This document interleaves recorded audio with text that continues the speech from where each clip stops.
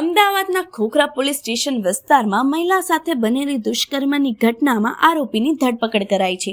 ખોખરા નજીક આવેલી ખાનગી સ્કૂલમાં ભોગ બનનાર અગાઉ શિક્ષિકા તરીકે નોકરી કરતા હતા. તેઓના પતિ દિલ્હી પોલીસમાં ફરજ બજાવતા હોવાથી દિલ્હી રહેતા હતા. તેઓના સંતાનમાં 2 બાળકો છે.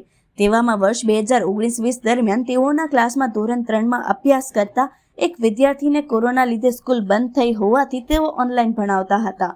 ત્યારે તેમણે વોટ્સએપ ગ્રુપ બનાવ્યું હતું, જે ગ્રુપના માધ્યમથી તે વિદ્યાર્થીના પિતા અશોક નિષાદ અને તેની પત્ની સાથે સંપર્કમાં આવ્યા હતા.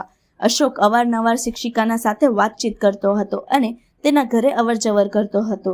વર્ષ 2020માં અશોક નિષાદ અચાનક શિક્ષિકાના ઘરે પહોંચ્યો હતો અને બળજબરીપૂર્વક તેની પર દુષ્કર્મ ગુજારી બદનામ કરવાની ધમકી આપી હતી.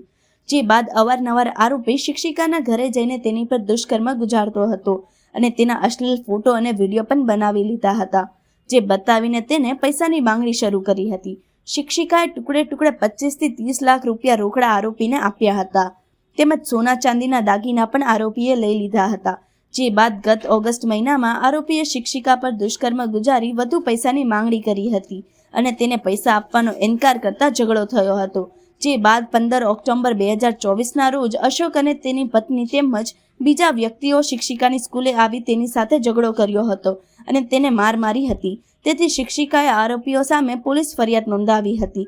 અંતે શિક્ષિકાએ પોતાના પરિવારને જાણ કરતા આ મામલે આરોપી સામે ખોખરા પોલીસ મથકે દુષ્કર્મની અને પૈસા પડાવી લેવાની કલમ હેઠળ ગુનો નોંધાયો હતો.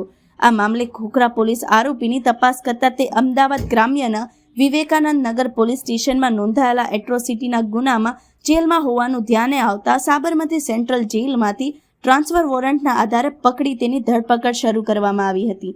આરોપી અગાઉ ટેક્સટાઇલ કંપનીમાં નોકરી કરતો હોવાનું પણ તપાસ સામે આવ્યું છે. ઝડપાયેલા આરોપીને પરિવારમાં પત્ની અને 2 બાળકો છે. તેવામાં ખોખરા પોલીસે આરોપીની ધરપકડ કરી તેને ભોગ બનનાર પાસેથી લીધેલા પૈસા અને દાગીનાનું શું કર્યું તેને લઈને તેની પૂછપરછ શરૂ કરવામાં આવી છે. Bureau report, first Bharat.